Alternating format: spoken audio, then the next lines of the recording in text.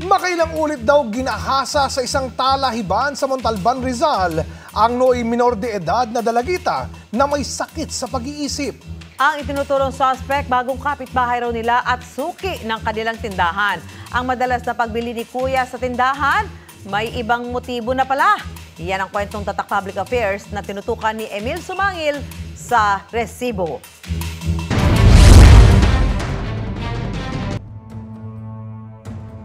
Tatlong taon na nakalilipas pero sariwa pa rin sa alaala ng ina ng biktima na itatago namin sa pangalang Imelda, ang bangungot na pinagdaanan ng kanyang nooy 17 taong gulang na anak na si Leia, hindi niya tunay na pangalan.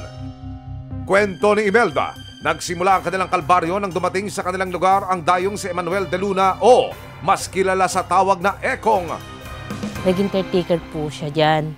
Yung tsuhin po niya sa tagal ng panahon, napansin na po niya na lagi po niyang kinakausap niya ba. Si Ekong, palihim palang sinusulyapan ang 17 taong gulang na anak ni Imelda na si Leia.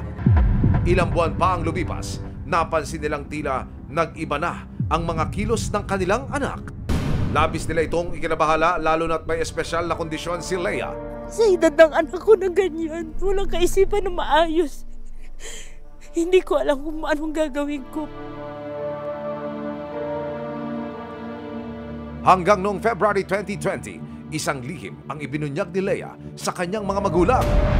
Ang dalagita, makailang beses daw palang pinagsamantalakan ni Ekong. At saan pupuntahan ako?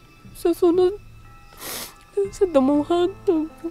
Nang ipatawag ng mga social worker ng barangay si Ekong para sa krimeng ginawa, nowhere to be found na raw ito. Dahil dito, inilapit na ng mag-ina ang reklamo sa PNP Montalban. Batay po dun sa salaysay ng biktima, maraming beses siyang ginalaw nitong suspect. Makalipas pa ang 6 na buwan, naibaba na rin ang warrant of arrest laban kay Ekong para sa kasong qualified rape.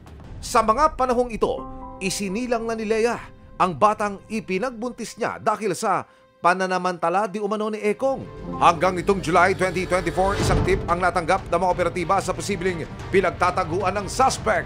Kaya kasama ang resibo, agad na ikinasa ang pag-aresto kay Ekong. Ilang oras pa nilang inabangan sa lugar si Ekong pero nabigo ang operatiba na makita ang suspect. Sa ikalawang araw ng pagmamanman ng operatiba kay Ekong, madaling araw ng July 15, 2024, kasama ang resibo, maagang nagtungo sa lugar ang mga operatiba para bantayan ang pagpasok ni Ekong sa trabaho. Pero bigo pa rin sila sa paglitaw ni Ekong. Sa pangatlong subok ng mga operatiba na matiklo si Ekong, July 20, 2024, isang tip ang natanggap ng CIDG DSOU na si Ekong na lumipat na raw si Ekong sa Caloocan City. Nang makumpirma nila ang lokasyon ng suspect, sinugod na ng CIDG DSOU ang pinagtataguan ni Ekong.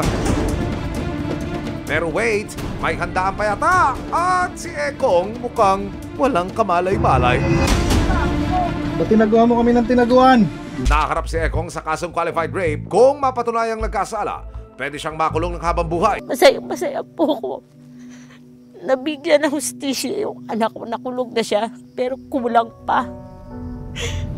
Ayon naman sa bawsi ng barangay, inaalalayan nila si Leia at maging ang kanyang pamilya para matulungan silang maghilom.